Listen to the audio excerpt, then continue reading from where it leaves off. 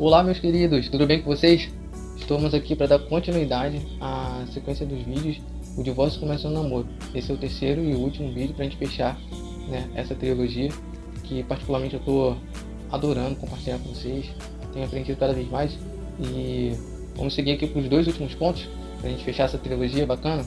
Hoje a gente vai falar o seguinte, pessoal, que o divórcio ele começa no namoro quando se casa apenas por pressão da igreja, pelo gosto da família ou pela solidão. Você sabe o que é antolhos? Antolhos é um acessório colocado na cabeça dos animais de carga, de montaria. Para quê? Para limitar a visão do animal, para que ele olhe somente para frente. São aqueles visores, principalmente usados em cavalos de corrida, para que ele olhe somente para a meta, o objetivo dele, que é chegar lá na linha de chegada. E isso impede com que o animal se distraia com as coisas que tem à sua volta. O que eu quero relacionar esse equipamento ao nosso assunto de hoje? É que se você se casa, se você namora, se você noiva, por um desses motivos que eu citei, seja por pressão da igreja, seja por gosto somente da família ou por solidão, você está usando antolhos na sua vida. Calma, não estou querendo chamar ninguém de animal e nem comparar ninguém a um animal. Nós somos seres humanos, somos racionais, sabemos o que fazemos, Alguns não sabem, mas sofrem as consequências, porque é a lei da semeadura, serve para todos. E como seres racionais, nós sofremos essa consequência. E o que acontece aqui nessa situação, essa relação dos antolhos ao relacionamento cristão? Quando a gente usa antolhos no nosso relacionamento, a gente acaba visando somente o casamento, somente o matrimônio. Isso impede com que a gente veja algumas coisas ao redor. Agora eu vou te falar qual o problema nisso. Você visar somente o casamento, somente a cerimônia, aquele matrimônio, aquela coisa linda, você acaba não enxergando atitudes grosseiras de quem estaria ao seu lado, maus tratos, desvio de caráter, falta de espiritualidade. Por quê? Porque você está visando somente o alvo, somente aquela meta que você quer. Não se casa com alguém que você não gosta. Isso vai ser uma tragédia para a sua vida. Agora a gente vai ver na palavra de Deus o exemplo de alguém que sofreu, pagou um preço para se casar com a pessoa que ele ama. Vamos ver em Gênesis a história de Jacó com Raquel, a sua amada. Vamos ver o que ele fez para poder estar com aquela mulher que ele tanto amou. Gênesis 29:20. Assim, por amor a Raquel, serviu Jacó 7 anos, e estes lhe pareceram como poucos dias, pelo muito que a amava. Pessoal, o que acontece? Resumindo a história, o pai de Jacó manda ele ir para a terra de seus parentes para poder encontrar uma esposa, para que ele pudesse casar, não se envolver com povos estranhos, povos que não agradam a Deus, coisa que a gente falou no vídeo passado, tá até aqui em cima o cardzinho se você tiver interesse e quiser dar continuidade a essa trilogia, é só clicar aqui que você vai entender o que Deus acha com relação ao relacionamento de povos diferentes. Quem é descrente, você se relacionar com descrente. Então essa preocupação de Isaac, seu pai, era essa, de ele se envolver, se casar com alguém que não fosse do povo de Deus. Então ele manda Jacó para sua parentela, ali, parente de sua mãe, ir lá e chega na casa de Labão, irmão de sua mãe, e ele avista Raquel e Lia, Mas a Bíblia diz que ele viu graça, amou Raquel quando a viu. Ele chegou ali e ia começar a trabalhar, então Labão falou que ele precisava receber um salário, ele não poderia trabalhar de graça só porque ele era parente dele. Então Jacó, espertamente, disse que queria a sua filha, queria a mão de sua filha, e por isso trabalharia durante 7 anos para ter a mão de Raquel. Aí Labão aceitou, e assim seguiram 7 anos de trabalho, até que quando ele foi se deitar com Raquel, teria a noite de núpcias e tudo mais, Labão dá a Lia, que é a irmã de Raquel, a filha mais velha. E Jacó ali, depois de uns drinks, vinho, aquela festa e tudo mais, se divertiu bastante durante a festa, e quando chegou na noite de núpcias ele não conseguiu ver que era a Lia, não enxergou, tudo escuro, no escuro fica difícil, todos os gatos são pardos, no escuro. Então no dia seguinte ele avista a Lia do lado dele na cama. Ele vai perguntar a Labão por que ele fez isso, e Labão simplesmente diz que ele não pode, ali na sua cultura, ele não pode a filha mais velha se casar depois da mais nova. Então Jacó se propõe a trabalhar mais um tempo, mais 7 anos, para ter a mão de sua filha. Então essa é a pequena história, né, de Jacó, e a gente vê o quanto é louvável, né, esse sacrifício, essa luta para ter a mulher que tanto ama.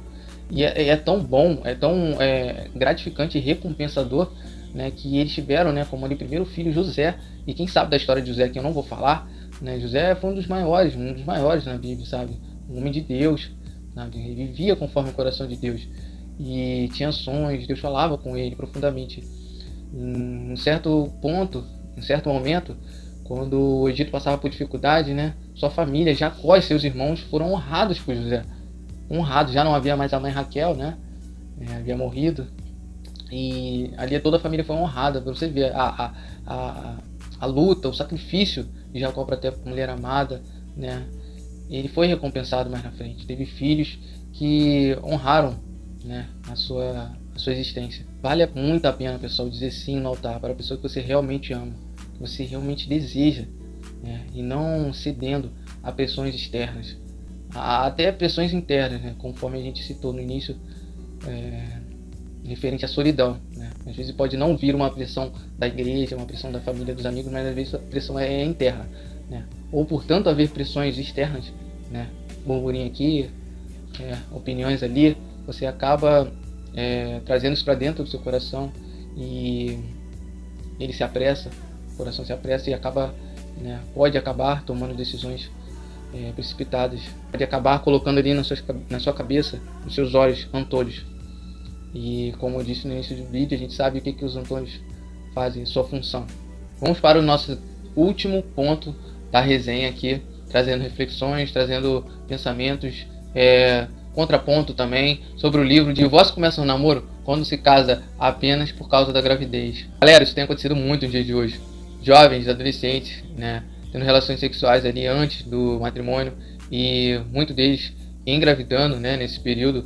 E a gente tem visto a união deles de forma precipitada por conta apenas, né, exclusiva ali da geração, né, de mais uma vida, né, principalmente na igreja, quando se ali a disciplina, né, a correção, né, do Senhor, você tem o exemplo a dar, muitos avançam, né, em se casar, né, pedir a mão ali em noivado, casamento, por conta dessa consequência, né, que é a gravidez. Sabemos que o sexo fora do casamento, né, essa relação sexual fora do matrimônio, ela é algo imoral, com consequências espirituais, emocionais e físicas. Espirituais porque entristece o espírito, né, que habita em nós. Físicas porque há um sangramento, ali o rompimento do ímen, né, na mulher. E emocionais porque são relações que mexem com a nossa emoção. Se for um casal, né, ali, jovens, adolescentes cristãos, como eu falei, ele vai trazer um sentimento de vergonha, de tristeza. Pode gerar, além da temida gravidez, aborto, né, se os dois decidirem ali por não darem sequência àquela gestação. O sexo é a expressão mais íntima de compromisso e amor. O sexo praticado fora do matrimônio, ele danifica o espírito. A casa de Deus somos nós e nos afasta ainda mais do Senhor. Mas e aí, se você praticou, você já teve essa atitude, né? Relações sexuais antes do casamento, pode ser perdoado? Sim, mesmo tendo a gravidez ou não. O perdão liberado é o mesmo. A gente vai ver isso agora na palavra de Deus. Vou ler junto com vocês aqui o que diz a palavra lá em 1 João 1,9. Se confessarmos os nossos pecados, Ele é fiel e justo para nos perdoar os pecados e nos purificar de toda injustiça.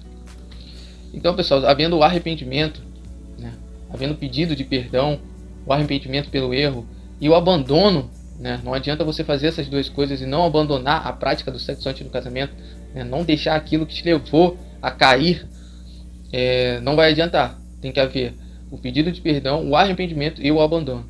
E assim você se comprometer em servir, continuar servindo a Cristo. A questão é a seguinte, houve o erro, né? Fomos perdoados, né? Mas então, o que a gente faz? Eu caso? Eu não caso? Qual a atitude ali do homem e da mulher depois do pedido de perdão? Então, cada caso é um caso, né? Eu vou citar aqui o primeiro caso, citar aqui dois casos, né? O primeiro caso que a gente vai citar aqui é quando é recomendável se casar. Seguinte, pessoal, houve ali o pedido de perdão, né? Vai vir uma criança aí, né? Depois de 9 meses a gente vai ver o resultado. E se o homem ou a mulher ali, o jovem, né? Principalmente jovem, adolescente já nem entra nessa de recomendável, mas jovem, né? Tem ali já um compromisso um com o outro, né? Já caminham juntos, né? E houve a queda, houve ali a relação sexual e aconteceu a gravidez. Sim, é recomendável, a melhor opção é se casar, porque se já existe amor, tem que haver amor entre os dois, né? Não pode ser somente pela gravidez. Já existia uma conversa ali, outra aqui sobre noivar, sobre união, sobre o casamento. Sim, faça isso, case-se. Segundo caso, é totalmente oposto. Se o casal, né, ali, se o casal não, se o homem e a mulher ali casualmente, né, se encontrou 2, 3, 4 vezes, mas sem um compromisso, sem um amor ali envolvendo a relação, nesse caso é melhor não casar-se. Entretanto, isso não exime de nenhuma das duas partes, né, suprir a criança que vai vir. Suprir de qual maneira? Emocionalmente, financeiramente e espiritualmente. Independente da queda, se você é um cristão, você deve alimentar a criança que vai nascer, né? Já desde o ventre, abençoar, orar, né? Profetizar sobre a vida dela, né? Tratando ali da área espiritual. Você vai cuidar da área financeira, suprindo as necessidades fisiológicas, né? O alimento, a vestimenta, e a área emocional, cuidando para que ela seja uma pessoa, um ser humano, né? Emocionalmente saudável. Galera, esse foi o último ponto, né, da resenha do livro Divórcio Começa o Namoro. Vamos relembrar aqui os 5 pontos, né, bem rapidamente, não vou me aprofundar nele. Se você quiser ver detalhadamente, a gente tem os vídeos aí anteriores. Então, a gente falou, o divórcio começa o namoro quando a gente se casa apenas pela aparência física, né, pela atração sexual. Quando a gente faz isso pela paixão. Quando a gente casa com um descrente. Hoje a gente falou sobre o divórcio começa o namoro quando a gente se casa pela pressão da igreja, por pressão dos irmãos, seja por solidão, ou seja também pelo gosto da família. A família gosta, você quer se casar por conta disso, né? E agora finalizamos dizendo que o divórcio começa o namoro quando você se casa apenas por conta de uma gravidez. Pessoal, foi um prazer conversar com vocês sobre esse livro, tá? E se vocês puderem ler, leiam. Eu vou deixar o link aqui do livro aqui embaixo, né? Para você acessar ele, você ler ele online, tá? Por favor, deixa sua curtida, deixa seu comentário e envia para os jovens, para os adolescentes que precisam ouvir quando que realmente o divórcio ele começa. Gente, o divórcio não começa depois que a gente casa, ele se inicia no namoro, quando as coisas não estão bem resolvidas, quando as coisas não são claras, não são conversadas. E essa é a nossa meta aqui, nosso objetivo é esse, é trazer clareza ao coração, à mente dos jovens que estão sendo alimentados por tanta coisa contrária à palavra de Deus.